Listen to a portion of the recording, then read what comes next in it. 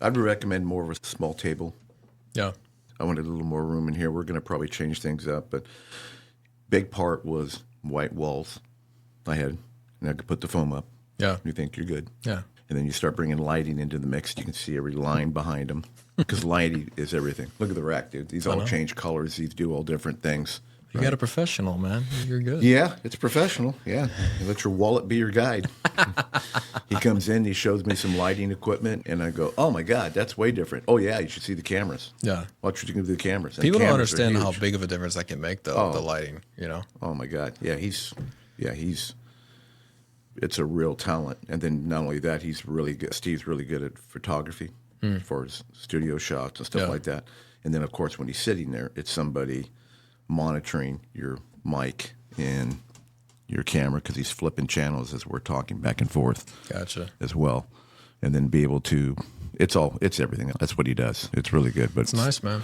Yeah. Nice. But it comes out quality, and then we're stepping up the cameras, and he says that's going to really make it Hollywood. Not that the cameras were okay what we had right now, but we're going to step those up. And it's a learning process. It really is. So at the end of the day, you need to call me, my friend.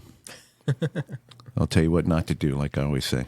I know. I need that. I pretty much have Joe Rogan's podcast set up about his mixer and his mics or whatever, but that's pretty much the extent. Yeah. Obviously, I'll need this stuff once I get the center. Yeah. But yeah, that'll be really cool in the center. I'll have to have you on an episode once it's Yeah, I definitely want to come there for sure. Yeah, I definitely want to come there and look at your site and everything that you got going right now. That's a big, ballsy move, man. Like we talked about it before when I was on your podcast. Everyone's telling me that, man. I told you I'm going to debt to get it done, but I believe in the vision. I believe in the... Yeah, I didn't think you were... I could have raised capital. That's why that's the easy route, which I can still, but to be able to raise a little bit of non-dilutive capital and then get a team behind me that believes in what we're doing, and then obviously supporters like yourself that believe in what we're doing, and now we've got 30-plus manufacturers that said yes to the Experience Center, so I'm not sitting here today with 0 people involved. I've got a whole team now that wants to see this succeed, so pressure's on to make it happen. No, that's pretty cool. That's really cool. So let's do this, man. Let's talk about you. See your dad, Scott May, right? Yep. Beautiful wife, babies, kids, the whole bit. Let's go back a little bit, let everybody understand who you are. You're building a big center. We're going to talk about that, but let's go back to you, where you grew up, because everybody's going to want to know that anyhow, and we'll take it from there. Born right outside of Dallas-Fort Worth. Been in DFW pretty much majority of my life. Went to school at Plano Senior High. Played a little high school football there. It's 5A, big Texas Friday Night Lights aspect. So football was always in my blood. After high school, went to play ball at Oklahoma State to pursue Division I. I was a walk-on. I had plenty of offers, NIA schools and D2 schools, but personally, I always believed in like the David and Goliath mentalities. Like I believed I could play at the Division I level. And so I was able to do that and be not a starter, but a rotational guy. So a second down, third down, defensive end. And a lot of people don't understand back in 2011, 2014, it's a full-time job to play college football. You got 2-a-days and spring camp and fall camp. And obviously by the time you're done with practice, like you don't want to do classwork. You don't want to do homework. And so you're just out there killing yourself. And as a walk-on, you can't afford to get hurt. You're there on your own dime. You're not getting a scholarship paying for your tuition and the meals and everything. For me to go out there and prove myself and not get a concussion or not tear my ACL and just, even when I am showing, even though I'm hurting, like I can't show that. So I was lucky to be a rotational defensive end throughout my time at OSU, which taught me grit, which taught me perseverance and adversity. So I got my undergrad at Oklahoma State, came back down to Dallas, and pursued my master's at the University of Dallas, my MBA. And then shortly after that, after I graduated from OSU, and then while I was in the process of pursuing my master's, I got involved with the security industry. And first job out of college was selling mobile surveillance trailers to construction sites to help. Really? So it was the trailers. Is that through your dad's connection? Or? No, so I've been going up to industry shows because of my dad. Ever since I was in high school, he would take me to ISC West and GSX, the big physical security industry shows. He was mainly on the access control side, so I always got myself involved on the industry. Got to meet his friends and connections, and I didn't really see myself doing anything in the security industry because I just wanted to be different from my dad. But it's a funny way how you find yourself doing and getting yourself involved in this industry because of your father that kind of paved the path for you. And so he's always had a good reputation on the access control side of the business. And what attracted me was mainly the video side. So that's where I cut my teeth on the security industry, was selling job site trailers for construction sites. Yeah, what year was that, do you think? 2015. Yeah, it was pretty popular then, right? Because everything's kind of brand new, right? It's still popular, but the industry's so saturated, man, with trailers. It's everywhere. Yeah, Amazon's doing his thing too now. $5,000 trailers now. Yeah. Which is, well, it's funny you bring that up. We have a call with them this Friday to have them at our experience center. Really? Yeah. So pretty cool. Yeah, so it started that. Did really well as a territory rep. And then I've always been attracted to bleeding edge or emerging technology companies. So I always, like, from that initial concept of working for a trailer provider, I found myself working for an Israeli startup out of Tel Aviv that did facial recognition software. And this was back in 2019, 2020.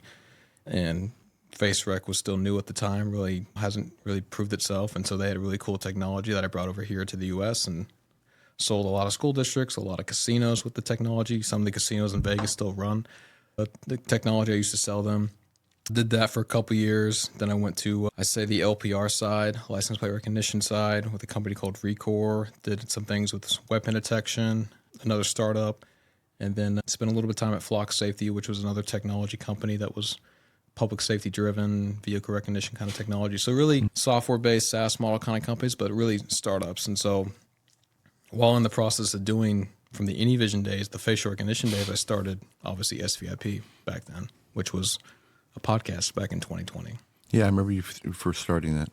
So tell everybody what SVIP stands for. Security VIP is the official term, SVIP for short. Back in 2020, it was just a podcast. And the reason why I started it was back during that time, whether it was facial recognition or thermal detection or any kind of technology, there was a lot of technology coming out during COVID, during the pandemic, and a lot of it was bullshit. And so I started the Nothing But the Truth podcast to really bring light on these kind of technologies in the real world. And that was speaking directly with manufacturers, that was speaking directly with end users and telling them, look, does this technology actually do what it's as advertised? And so it was that conversation really cut my teeth with the podcast called Nothing But the Truth. And we just had raw, transparent, honest conversations about the shit that works and the shit that doesn't work in the industry. And I think a lot of people gravitate towards that kind of candid, raw, authentic engagement of the podcast, which I like about your podcast. We can just be authentic and speak freely. And so podcast has grown. As you know, I tell people that SVIP, Security VIP, is a research firm in the security industry. Of course, we do podcasts, we do product reviews, we do articles, we do content. Everything's meant to be educational. Like, I want to be able to bridge the gap between a manufacturer's products and the end user who's actually adopting those products. So everything that we do on our website, you'll find from an educational aspect. And then, as you know already, all the educational and foundation stuff that we do, a lot of my end users that come to me, since I've always sold direct in my career, I should have started that. I've never gone through a reseller. I've never gone through a channel. I've always sold direct to consumer, which is a whole different controversy subject in the industry. These end users come to me, they're like, yeah, Taylor, I love your advice. I love that the filter, the candidness, the accountability, transparency that you're offering around these products. But man, Taylor, I'm sick of trade shows. I'm sick of going to these events and not really having my voice be heard. And it's too noisy. It's too chaotic. I don't feel like I have an opportunity to see everyone. I don't know who to see anyone. All these end users are coming to me about a year and a half ago. And I said, you know what? There's got to be something different out there from an independent source, not a biased source. When I say biased, not a manufacturer or an integrator that has their own showcase room or experience center. It needs to be completely independent. It needs to be completely sideload from the industry. And so that's when I came up with the idea of the SVIP Experience Center to really take our educational digital footprint and take it more into a brick and mortar facility. And so it's being built right now in Dallas-Fort Worth, and our whole mission is to really, number one, disrupt the trade show status quo, but number two, stay true to our roots and be an educational resource for manufacturers and end users. Okay, so I want to take people back, and there's GSX, there's ASIS, there's a lot of different trade shows that are out there. There's smaller union type shows too. I know for a fact myself, going to those shows are really expensive. I understand why. I know it's a big center, but it's union controlled from even bringing a box in. So where I'm going, it's very expensive. And then as a company, you still have to build out your booth, put all your stuff together. Yep. Minimum, that's a $50,000 deal. Okay, that's bare bones. Nice background. And I'm sure things have changed, and not to mention hoping for good internet, all the connectivity and things you need to set up, right? Flights, very expensive. And a lot of people don't realize that until you become a vendor or own a company where you feel you need to go to the trade show. But I found myself doing real well just at the smaller shows. And what I mean by the smaller shows, it was more people that were like-minded that I was going to. So what you're creating is a like-minded environment. This building you're building, how big is this building? We're starting with the roof around 15,000 square feet right now. I think what the cool thing about it, going back to the independence of what we're doing, is, and to your point about being expensive on trade shows, if you look at who signed up for our Experience Center, it's mainly startups. It's mainly bleeding edge, cutting edge technologies that have opted out of the trade show game. Because you're right, the T&E, the union fees, the booth costs, the shipping, if you're all in at 50, 100, 250, 3, 7-figure plus, what's the ROI?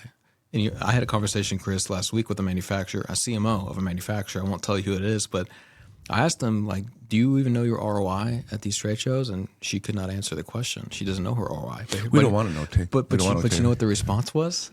Taylor, we go to these shows, we pay for these expenses and have our booth at these because we have to. We feel like we have to, because if we don't, the industry's going to view us as we're not still in business. We're not still around. To me personally, when I hear that, I understand ISC West is huge. I understand GSX, they're monster shows. But if you're telling me that you have to pay these outrageous fees just for others to know that you still exist as a company, I don't think you're a good marketer, in my opinion. You're not doing enough to really market your brand or have your brand resonate. Because if it's 6 figures or 7 figures for a 3-day show and you're spending all that and you don't know what your fucking ROI is, what are you doing? Oh, No, it's a valid point. What she said, I was there. Same thing. That's why they always say, hey, you go into this show, you go into that show. And that's why they go to Vegas. That's why they do all these things, because there's other things outside. Yeah. If you put that trade show in the middle of the desert and said, hey, you had to go drive out here to go to that show, nobody would attend. Of course not. It's really what's out there. That's why they do it the locations they're doing, but it is quite expensive. And I wouldn't have gone to the trade shows. I did it through fear. There was really no benefit to me outside of worrying about if my customers went there, and if I wasn't there, was it problematic or competition? That's where it was. My return of investment. Well, really you don't go to trade shows for the trade show floor. You go for the events. Yeah. You know, the dinners, right? The social hours, the cocktail events. I've had multiple manufacturers tell me that, because standing at a booth 7-8 hours a day, hoping that an end user stops by your booth to check out a pre-recorded video on your TV when it's not real world. Are they going to issue a PO immediately? No. Are you closing deals and closing POs at a trade show? No. So that's what I'm trying to solve. Again, I'm not here to take away IC West or take away trade shows. I'm not here to dismantle them, but we will disrupt them, and I will take end users from those shows that make the true decisions when it comes to security and safety. So that's what I tell people. So I'm not going to displace trade shows, but I will take what matters from them, and that's the end user. So that's what we're doing with our Experience Center. We want people to drive business and close deals at our Experience Center. Vision InSites is the simplest, most powerful security guard management software. No long training, no complicated systems. Guards can start reporting in minutes. Train your teams with micro trainings, attaching video to individual checkpoints to walk them through sensitive procedures. Submit accurate reports every time with dynamic observations that automatically rewrite, categorize, and prioritize, removing human error. And grow your business with daily, monthly, and quarterly insights, the most advanced reports available today. Vision InSites, the simplest, most powerful way to report. So if you could, I want people to get a bigger picture of what you're doing. So you got this 15,000 square foot facility, okay? And I'm sure you're getting yourself positioned to expand if you need it or other locations. But tell me what those kind of rooms look like. You can use a particular vendor or whatever, or you can use Vision if you want. Say, hey, Vision InSites coming in. What would that look like? Which obviously Vision InSites is one of our manufacturers that said yes, because you guys believe in what we're doing. So what we're doing, we're mocking up vertical environments. And so we really want to emulate what a real world environment is. So inside the Experience Center, and again, roughly 10 to 15,000 square feet, each vertical zone will mimic what a casino looks like, a retail store, a hospital, a school district, public safety, data center. We've got 6-7 vertical zones, and then we have a simulation zone where we'll have a green screen room to really mock up any environment. But the whole goal there is, hey, if you have a product that works in all those environments great, or only particularly one of those environments, let's showcase it. Let's actually see what it would look like. So in the event that an end user sees your product working, whether it's technology, hardware, door locks, turnstiles, access control, whatever it may be, they can actually visualize what this actually looks like in their environment. So that's the key separator, I think, because the initial idea for us was, okay, we can do booths at the Experience Center, but then we're really just mimicking a trade show. I want to make it completely different. If I can mock up a casino gaming floor, I can put advantage play technology and facial recognition and weapon detection and access control and cameras, then we can actually drive more quality dialogue and more conversations that hopefully close to generate revenue. Sure. And it makes it very entertaining for the groups coming in. 100%. Take a look. Yeah. It does. And that came from my end user community. They wanted to see that. They didn't want to see another assembly line trade show floor. They wanted to see technology work in real world. And more often than not, they want to see competitors working side by side with each other. So that's what I always tell people again, cool manufacturer, you've got your own experience center, great. But you know what? You are biased to your own solutions. Are you going to put your competitor in your own experience center? Most of them will be like, no, I'm not going to do that.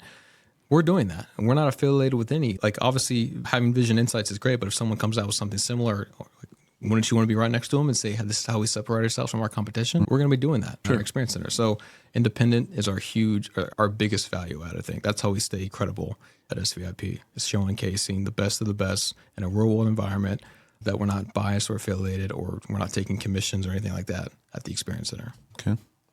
And then the booths themselves, or I should say, it's open. When's the time frame? What do you think? Shooting for October this year. Really? I'll get my hands on the building in May at the latest of this year.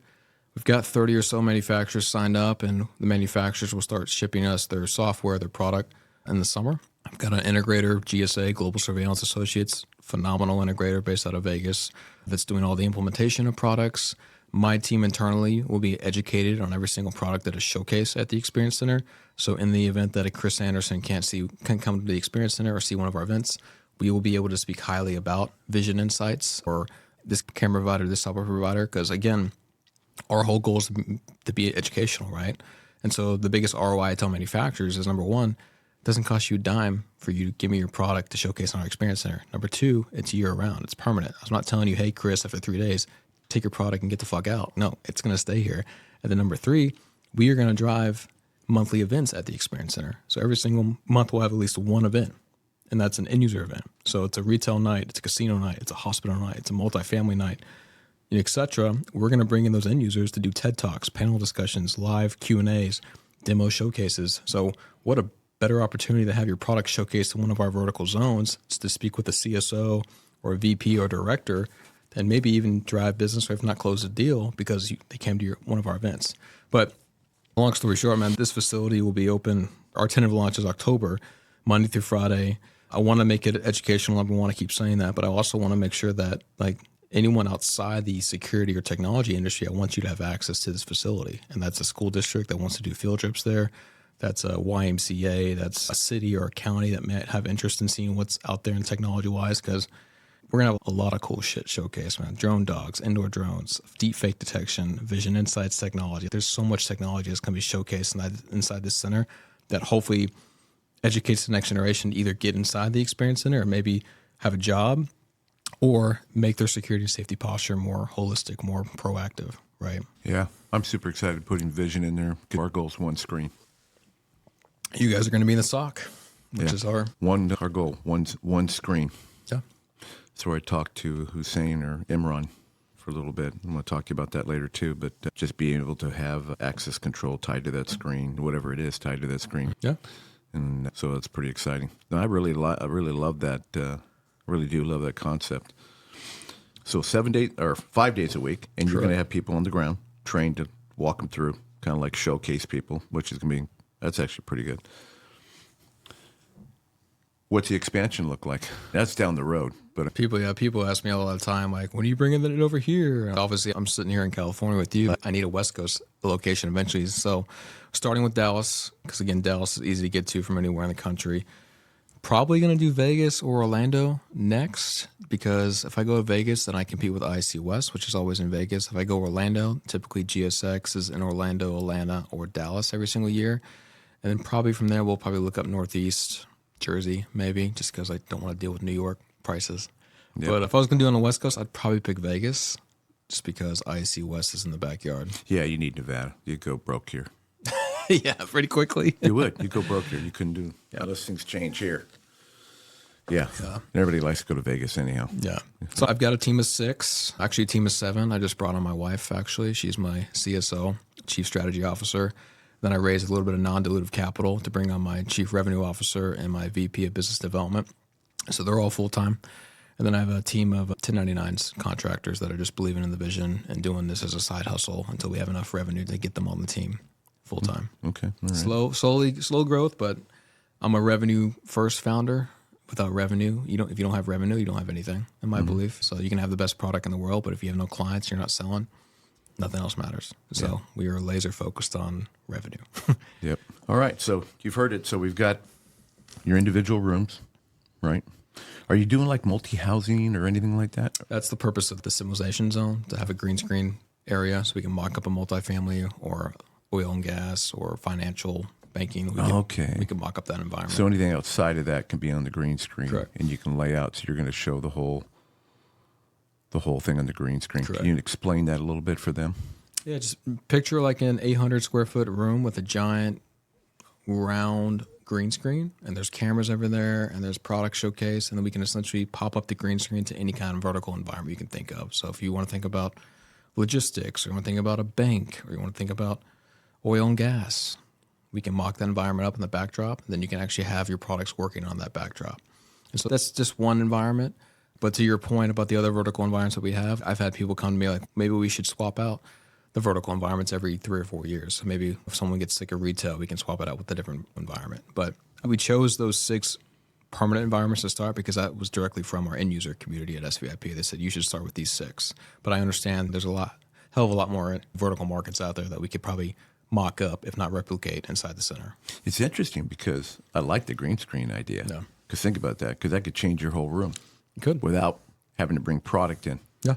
Green screen, you're just changing your format, you're changing movies.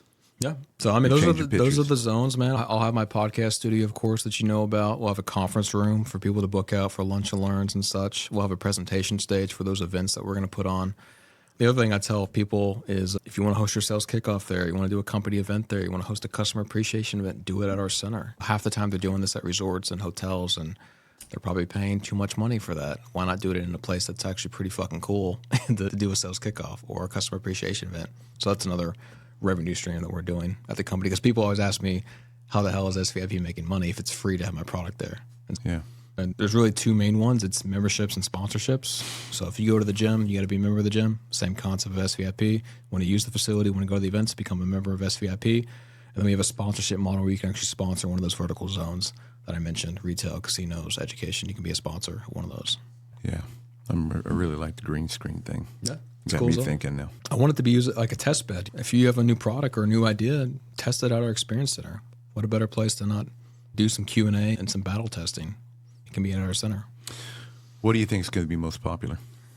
At the center? I think the ultimate value prop is just who's going to be at the center. I could do all these builds, interior build outs. I can build the greatest zones. I can have all this technology showcase, but if no one's walking through that fucking door, it's not valuable. And so I need the CSOs, I need the VPs, I need the directors. So that's the main goal, is all these end users that are already part of our community, is how many times can I get them through that door to check out XYZ product.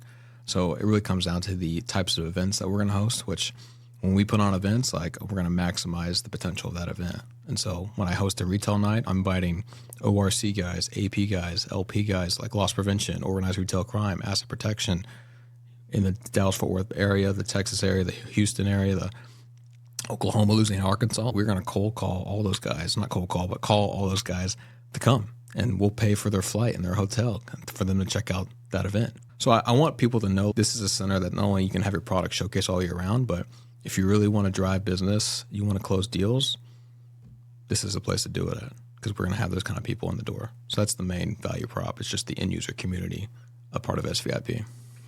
Yeah. Are you guys, or have you thought of, I'm sure you're going to do this, marketing within SVIP? You're going to be marketing SVIP. Mm-hmm. The other benefit for those vendors that are in there, people to be able to be part of your marketing too, electronically, that's going out. Your commercial with SVIP, but that's the other benefit too. Yeah. People don't realize we're a market machine for the manufacturers. Like, you can be on the podcast. We can talk about what everyone on the podcast. We're going to do a lot of content and interviews and video at the center. If your product's being showcased in the background or we're talking about your product, it's essentially almost free marketing for you. Sure. So why not use SVIP as a market engine if you're going to be able to play in our environment all year round, which you don't get at an IC West or a trade show. You're not going to get constant advertising or constant promotion of a place like that. And again, we're not asking for anything in return. So like Vision InSites, you close a deal at our center. I'm not saying, hey, Chris, where's my 2%, bro? Where's my 4% commission? No, just tell me you closed the deal at the Experience Center. That's going to get the word out. I closed the deal because I was at the Experience Center because XYZ end user saw my product working. Love that. That's a case study right there. But we're not asking for anything in return, which makes this even more valuable, being independent. Yeah, I really like the fact that I could put something together, fly out there, bring my clients to your center, and then have meetings with them in a location that feels like security, feels like technology, in a real private room where you could have a real nice experience, private one, without going to a hotel or, you can bring your customers with it too. Yeah. They could walk around and they could see other competitors. They could see everything there. Yeah. Even when you hit the parking lot, we'll have trailers, we'll have a drone, so you'll be immersed with technology as soon as you hit the parking lot. But even when you walk inside, in order to even get inside the Experience Center, we'll have there's a company called Alcatraz, which does facial authentication to actually validate, okay, Chris Anderson is a member of SVIP, he's got access. Then if Chris has access, you go through the Garrett metal detector, make sure you have no weapons on you. And then once that clears, you go through a dormer Kappa turnstile or a smarter security turnstile. So there's 3 different technologies that you're going to have to go through before you even go inside the Experience Center. Okay. I know. This is what we got to talk about. That's pretty cool. Yeah. And they'll all be integrated. That's the other thing people don't realize. We're going to integrate technologies that want to integrate with each other. You don't see that at IC West in a real world environment, but you'll be hit with technology as soon as you hit the pavement of the Experience Center. Yeah. I really like that. Yeah. All the way through. Yeah. You could set up some really cool tours in there. Yeah. So you can take them through a ride. That's the goal. We'll have at least 3 or 4 people from SVIP on site. We'll have a GM, of course, secretary, then probably 2 guys that float throughout the day at the center in the event that someone wants to tour or wants to demo their product. So it's a work in progress. It's a big undertaking, which is why I'm thankful that we've got roughly, like I said, 30 manufacturers that said yes to us. I think we'll have close to 100 by the time we launch in October. But yeah, I really hope this is revolutionary for the industry because I think it will be. Yeah, I do too. I think it's going to be, obviously I believe in it. And I signed up. Yeah, 100%. I like the idea. I really do. Yeah, there's so much opportunity there. And with the technology, makes it fun. Yeah. And we're attracting those kind of companies, right? Nothing against legacy companies out there. Like, we still have the big guys involved, but we're attracting young companies, agentic AI. It's, like I said, deepfakes. It's you guys at Vision InSites. Technology that the general public doesn't really have full understanding of yet, but the full capability of what a VI could do or a deepfake detection could do, like, that's what we want to be known for, is really identifying those early on. Yeah. The other cool part, too, is talk about timing. Yeah. Like with AI, that changes everything. Yeah. Especially for the next 3 years. That center is going to be incredible. Yeah. It's a crazy world. It is really a crazy world. I love where we're going, and our universe is huge. We're just scratching the surface, so that's going to be that's going to be really cool. Okay. That's going to be the next couple of years for you. You're working really hard, you're traveling. And where are you going today? You're going over to... Going to Vegas this afternoon. I'm speaking at Imran's show, who you know, so at Allegiant, hosting a panel with a couple end users. That's the other thing, too. It's like, when I do panel discussions, it's typically with end users. So I've got MGM on my panel, and I've got another casino out of Michigan on my panel. So doing that, and then on Wednesday, I'm in Tulsa doing another speaking with end users at a casino, at Hard Rock Casino. So it's a busy week on the travel schedule, but there's so many end users that support what we're doing at SVIP. And so anytime I get to highlight them, spotlight them, get their voice out there, I just hope that tidbit of information helps a manufacturer cater their product better, or an integrator actually listen to what their challenges are. So if I can help spotlight, that's the whole purpose of kind of why I speak at these shows, is getting their voice more on a platform. Yeah. So. Okay. So if people want to get a hold of you, Yep. Okay, What do they want to do? Just call my wife. She's better at handling comms than I am. No. SVIP.news is the website. Connect with us on LinkedIn at SVIP. My email is taylor@svip.news. Pretty easy to get a hold of. I'm pretty active on LinkedIn, so I'd say LinkedIn is the best course of action to speak with me. Okay. And give your date for the start, what you're looking at. Now, things can change, of course, but what's your start date? We're shooting for October this year. Okay. So we've got 3 soft launch events planned. And then come 27, we have a full event calendar for the remainder of the year. But soft launch and grand opening will be October 2026. Okay. You sleeping at night? Trying to. Actually, my 10-month-old is sleeping through the night now. So I get more than 4 hours a night. Yeah, there's a lot going on right now. Yeah. You got a lot going on. Got to be super excited. It's a very exciting project. It really is. Yeah, I'm anxious to see it just like everybody else. We're excited to have you, man. Okay. All right, you guys, you heard it. That's where we're going to go. We've got a kind of a short podcast, but there's going to be more podcasts like these. Do me a favor too. Any photos and stuff that you have, send it over to me. We'll put this on with the podcast. And I think what we need to do, when you come to California, we stay consistent on this podcast. And I'd love to come up and do one with you up there too, especially on the technology side. Doors always open. Yeah, be a lot of fun. Okay. I appreciate you coming in. I know you got to take off to Vegas too. So Vegas, then where are you going? Tulsa. Yeah. Night and day difference from Vegas. yeah. It's going to be way different. Good. Okay. I appreciate you coming and doing this podcast. Really do. Thanks, Chris. Appreciate it, man. You bet. Comment, like, share, and subscribe.